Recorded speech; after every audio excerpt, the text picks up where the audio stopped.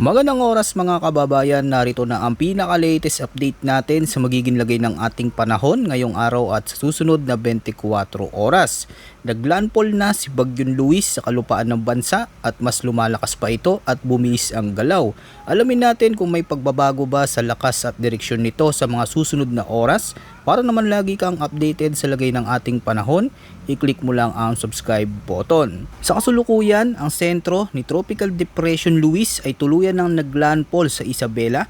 Taglay nito ngayon ang maximum sustained winds na umaabot sa 55 km per hour malapit sa sentro, may gustiness hanggang 65 km per hour at ang central pressure ay nasa 1,004 hectopascals. Sa kasulukuyan, kumikilos ito pa north-northwestward sa bilis na 15 km per hour at ang lawak ng sirkulasyon nito o strong winds nito ay umaabot sa 200 km mula sa sentro.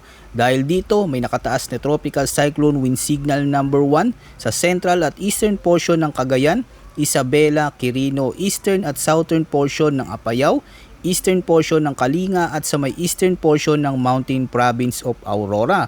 Sa ilalim na signal number 1, ang wind threat ay strong winds na may lakas ng hangin na abot sa 39 hanggang 61 km per hour at may warning lead time na 36 hours at may minimal hanggang minor threat sa buhay at ari-arian. Ngayon, dumako muna tayo sa heavy rainfall advisory dahil isa ito sa mahalagang bantayan ngayong araw dahil kay Bagyong Luis at sa pinalalakas nitong habagat.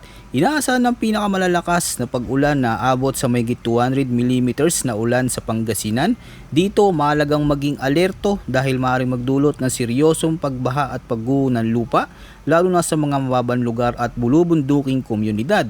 Samantala, nasa 100 hanggang 200 mm naman ang posibleng bumagsak sa La Union, Tarlac, Zambales at Bataan.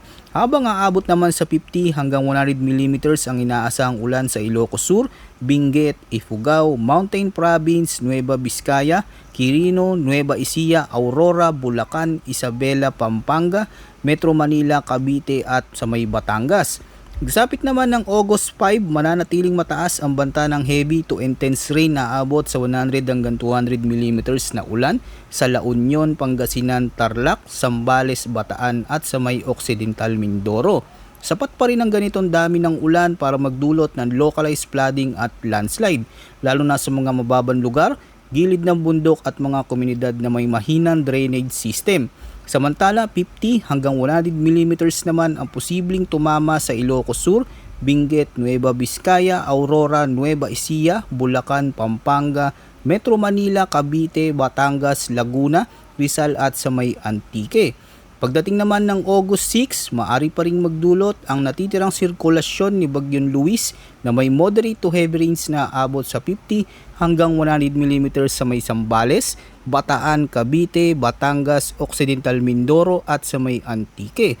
Mahalagang tandaan na ang mga rainfall forecast na ito ay maari pang mas lumala lalo na sa mga kabundukan at matataas na lugar kung saan mas madaling maipon at lumakas ang ulan. Bukod dito, kung ang isang lugar ay nakaranas na ng sunod-sunod na pag-ulan nitong mga nakalipas na araw, mas mataas ang posibilidad ng flash floods, pag-apaw ng mga ilog at landslides. Dumako naman tayo sa track and intensity outlook ng Bagyong Luis. Mahalagang tandaan na kahit may tinatayan landfall area ang bagyo, hindi lamang ang mismong lugar na yon ang maaaring makaranas ng masamang panahon.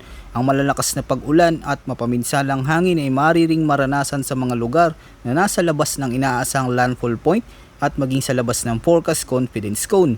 Bukod dito, posible pa rin magkaroon ng pagbabago sa magiging track ng bagyo habang patuloy itong gumagalaw.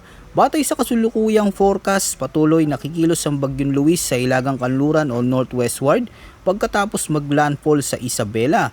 Inaasahang bigla itong liliko patungong east-northeast kasabay ng unti-unti nitong paglayo sa kalupaan ng bansa.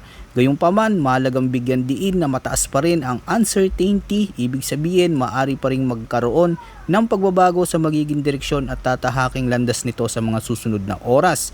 Habang papalayo ito sa bansa, posible itong humina at maging isang remnant flow pagsapit ng Miyerkules, August 5. Sa mga susunod na araw, ang natitirang sirkulasyon ni Luis ay naasahang maa-absorb sa mas malawak na sirkulasyon ng Bagyong Dolphin o Super Typhoon Dolphin na siyang magiging dominanteng weather system sa rehiyon. Dumako naman tayo sa forecast weather condition sa iba't ibang bahagi ng bansa kung saan patuloy na mararamdaman ang epekto ng Bagyong Luis. Sa Cagayan, Isabela, Quirino, Apayao, Kalinga, Mountain Province, Ifugao at Aurora, inaasahan ng pag-ulan na may kasamang malalakas at pabugso-bugsong hangin dulot ng direktang impluwensya ng Bagyong Luis. Dahil dito may posibilidad ng katamtaman hanggang malakas na pag-ulan na maaring magdulot ng flash floods at landslides lalo na sa mga bulubundukin at mababang lugar. Bukod pa rito, ang malalakas na bugso ng hangin ay maaari ring magdulot ng bahagyang pinsala sa ilang kabahayan, puno at iba pang magaang insektura. Samantala sa Metro Manila, buong Ilocos Region, Calabarzon, nalalabing bahagi ng Cordillera Administrative Region, nalalabing bahagi ng Cagayan Valley, nalalabing bahagi ng Central Luzon, Occidental Mindoro, Oriental Mindoro at sa may Marinduque, makakaranas ng maulap na kalangitan na may kalat-kalat na pag-ulan at mga thunderstorm. Bagamat hindi direktang dinadaanan ng sentro ng bagyo ang mga lugar na ito, patuloy pa ring hinihila ng malawak na sirkulasyon ng Bagyong Luis ang napakaraming ulap at moisture. Kaya nanatili ang banta ng flash floods at landslides lalo na kung magtatagal ang malakas na buhos ng ulan. Sa Western Visayas, Negros Occidental at Palawan, ang habagat o southwest monsoon na lalo pang pinalalakas ng Bagyong Luis ang patuloy na magdadala ng maulap na kalangitan na may kalat-kalat na pag-ulan at pagkidlat pagkulog. Sa ilang lugar, maaaring maging malakas ang pag-ulan kaya hindi rin isinasantabi ang posibilidad ng pagbaha at pagguho ng lupa. Samantala sa nalalabing bahagi ng bansa, inaasahan ng bagyang maulap hanggang maulap na kalangitan na may panakanakang rain showers o thunderstorms na pangunahing dulot ng localized thunderstorms. Bagamat hindi kasing lawak ang magiging pag-ulan, maaari pa rin magkaroon ng biglaang malalakas na thunderstorm sa hapon o gabi na may kakayahang magdulot ng localized flash floods at landslide sa mga maapektuhang lugar. Sa tropical cyclone threat potential naman para sa week 1 mula August 3 hanggang August 9, nanatiling aktibo ang dalawang tropical cyclone na ating binabantayan. Una, ang Bagyong Dolphin ay nanatili sa loob ng Pag-asa Monitoring Domain at patuloy na kumikilos pa hilagang kanluran patungo sa hilagang bahagi ng Taiwan. Sa kasalukuyan, hindi ito inaasang magkakaroon ng direktang epekto sa kalupaan ng Pilipinas, subalit patuloy pa rin itong minomonitor dahil sa isa itong malakas na sistema sa rehiyon. Samantala, ayon naman sa forecast, ang Bagyong Luis na kasalukuyang kumikilos pa northwestward ay inaasa na itong unti-unting hihina sa loob ng linggong ito habang papalayo sa bansa.